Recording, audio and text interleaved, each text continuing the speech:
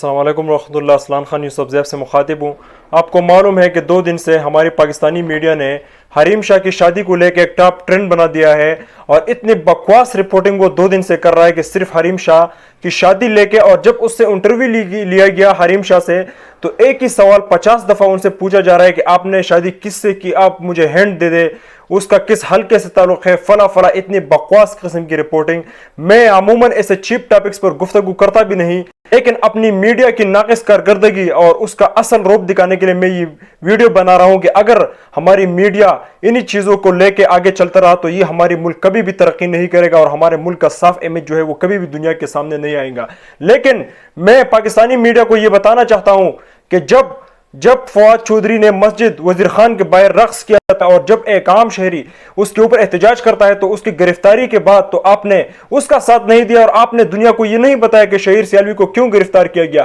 اور اس کے ساتھ ساتھ آپ مجھے یہ بتائیں کہ سانحہ جان خیل جو کہ حال ہی میں ہوا ہے, وہاں جب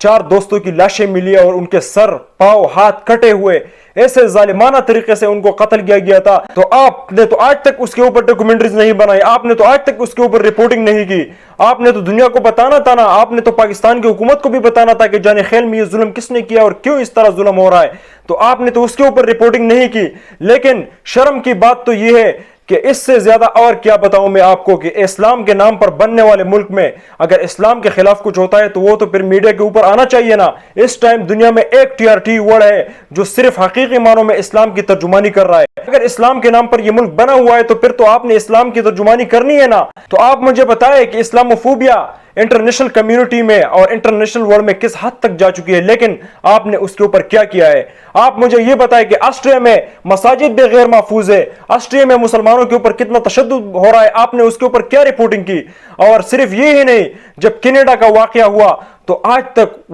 جس بندے نے ظلم کیا ہے آج تک اس کی شناخت انٹرنیشنل میڈیا چھپا رہی ہے, تو آپ اس کے اوپر رپورٹنگ کیوں نہیں کی. آپ نے یہ بتانا تھا نا کہ انٹرنیشنل میڈیا کینیڈا میں جس مسلمان فیملی کو, پاکستانی فیملی کو انہوں نے قتل کیا اور وہ ان کی اس قاتل کی شناخت چھپا رہی ہے, تو آپ اس کے اوپر رپورٹنگ کرتے نا کہ کیوں وہ اس قاتل کی شناخت چھپا رہے ہیں. اور اس کے ساتھ ساتھ انڈیا میں مسلمانوں کے اوپر جو ظلم ہو رہا ہے, وہاں گورکھناتھ ٹیمپل کے ارد گرد جو مسلمانوں کے گھر تھے ان کو زبردستی ان کے گھر سے نکالا گیا, تو آپ نے اس کے اوپر بھی رپورٹنگ کرنی تھی نا. آپ نے دنیا کو بتانا تھا نا کہ مودی وہاں انڈیا میں مسلمانوں کے اوپر کس طرح ظلم کر رہا ہے, لیکن آپ یہ ان چیزوں کے اوپر آپ کبھی بھی بات نہیں کریں گے. آپ ہمیشہ اس طرح چیپ ٹاپک کو لے کے پاکستان کی عوام کو ہمیشہ گمراہ کریں گے. اور میں آپ سے یہ بھی پوچھنا چاہتا ہوں کہ آپ اس کے اوپر بھی رپورٹنگ کریں نا کہ TLP کے سربراہ سعد رضوی کو کس قانون کے تحت اس کو گرفتار کیا گیا ہے اور اب تک وہ جیل میں ہے. اگر وہ صرف اس بنا پر گرفتار ہوئے کہ وہ احتجاج کے لیے آ رہے تھے تو آپ مجھے یہ بتائیں کہ دنیا کا کون سا قانون آپ کو اس چیز سے روکتے ہیں کہ آپ احتجاج نہ کریں. آج تک سعد رضوی جیل میں ہے اور اس کو رہائی نہیں دی جا رہی,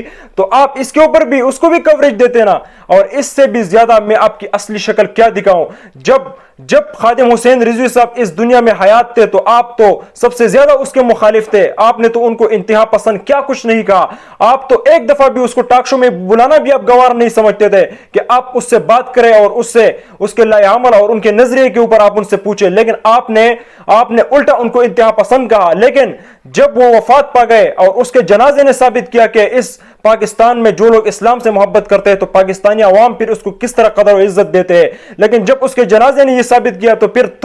تم دوبارہ یہی منافق میڈیا پھر اس کی تعریفیں کرنے لگا اور پھر تم نے اس کو عاشق رسول کا لقب دیا اور فلا تم نے اس کو پھر القابات سے نوازا. لیکن جب وہ حیات تھے تو اس کے خلاف سب سے زیادہ سازش کرنے والے بھی تم تھے. اور حال ہی میں امریکہ میں جس پاکستانی خاتون نے اپنے گریجویشن سپیچ میں فلسطین کے حوالے سے اور چائنا کے حوالے سے جو سپیچ دیا تھا اور اس کے اوپر اس کو ٹارچر کیا گیا, ہراساں کیا گیا, تم نے اس کے اوپر بھی تو رپورٹنگ نہیں کی. تم نے اس ایشو کو بھی ہائی لائٹ کرنا تھا نا, تم نے اس کو بھی ٹاپ 10 بنا کے دنیا کو بتانا تھا نا کہ کیوں ایک پاکستانی اور ایک عام مسلمان کو جو اگر مسلمانوں کے حقوق کے بارے میں بات کرے تو امریکہ میں اس کے ساتھ اس طرح سلوک کیوں ہوتا ہے. اور جرمنی نے جب یہ قانون بنایا کہ جرمنی کی یونیورسٹیز میں وہاں طالبات آج کے بعد پردہ اور حجاب نہیں کرے گی, تو تم نے تو اس کے اوپر آواز نہیں اٹھایا, تم نے اس کے اوپر بھی آواز اٹھانا تھا نا, تم نے اس ایشو کو بھی ٹاپ 10 اور ہائی لائٹ کرنا تھا نا. تم نے بتانا تھا نا آج دنیا کو کہ کیوں تم ایک سیکولر کنٹری ہونے کے ساتھ ساتھ مذہب کو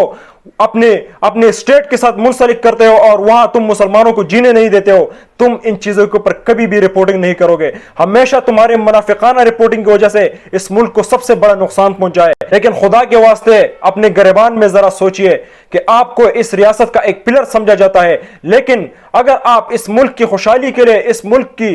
मुल्क की फ्यूचर को बिल्डअप करने के लिए अगर आप सही और पॉजिटिव रिपोर्टिंग नहीं करेंगे और इसी तरह गन में पड़े रहेंगे और पाकिस्तानी अवाम को आप यही चीप चीजें दिखाएंगे, तो फिर इस मुल्क का क्या बनेगा। और फिर आप लोग कहते हैं कि हमारी पासपोर्ट की दुनिया में कोई इज्जत नहीं, दुनिया हमारी कदर नहीं करती। दुनिया आपकी कदर क्यों करेगी जब खुद ही आप अपना डिग्निटी भूल जाते हैं, जब खुद ही आप अपनी पहचान भूल जाते हैं और आप दूसरे को कॉपी करने लग जाते हैं। तो फिर उस मुल्क का और उस कौम का यही हाशर होता है। पाकिस्तान हमेशा पाइंदाबाद।